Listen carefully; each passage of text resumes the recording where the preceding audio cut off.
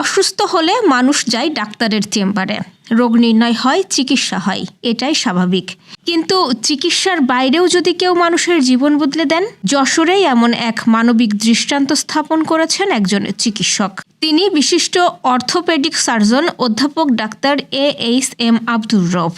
দুর্ঘটনা কিংবা অপচিকিৎসায় পা হারানো মানুষদের তিনি ফিরিয়ে দিচ্ছেন নতুন জীবন, সম্পূর্ণ বিনামূল্যে। চলতি বছরের 2রা জানুয়ারি পঙ্গু হাসপাতাল যশোরে আয়োজন করা হয় এক ব্যতিক্রমী অনুষ্ঠান। সানাভিল ফাউন্ডেশনের সহযোগিতায় 6 জনকে প্রদান করা হয় কৃত্রিম পা, 10 জনের করা হয় জটিল হাঁটু ও কাঁধের জয়েন্ট অপারেশন। এই মানবিক উদ্যোগে অংশ নেন বিশিষ্ট চিকিৎসকরা, অধ্যাপক doctor Jahangir Hossain, doctor AM Farid Uddin Ahmed, doctor Mohammad Abdul Hai, doctor Rafiqul Islam Khan Shimul, doctor Mahmudul Hasan ও ডাক্তার পার্থ প্রতিম চক্রবর্তী।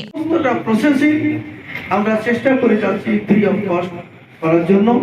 এজন্য যে আর্থিক অনুদান বা অর্থায়নে আছেন আমার বন্ধু আইজুল রহমান ফিলিপ ও ভার্জিনিয়ায় অবস্থান করে, তার ওয়াইফ সহ ছোট্ট একটা ভিডিও আপনাদের জন্য আমি আপনাদেরকে আছে।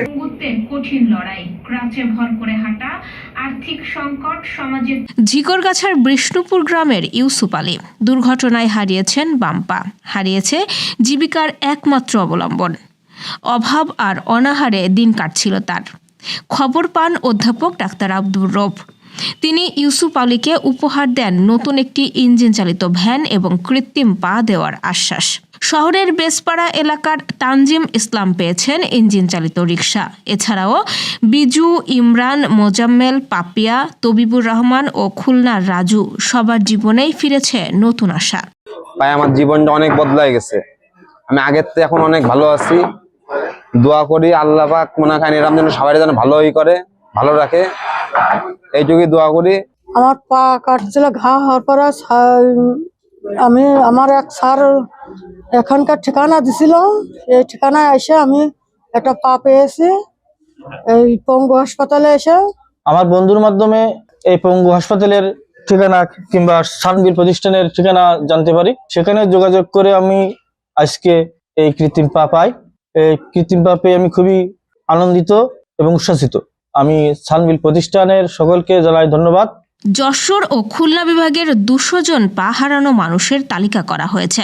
এই পর্যন্ত 46 জন পেয়েছেন কৃত্রিম পা। চলছে বিনামূল্যে ফলো আপ চিকিৎসাও। ডেস্ক রিপোর্ট, গ্রামের কাগজ।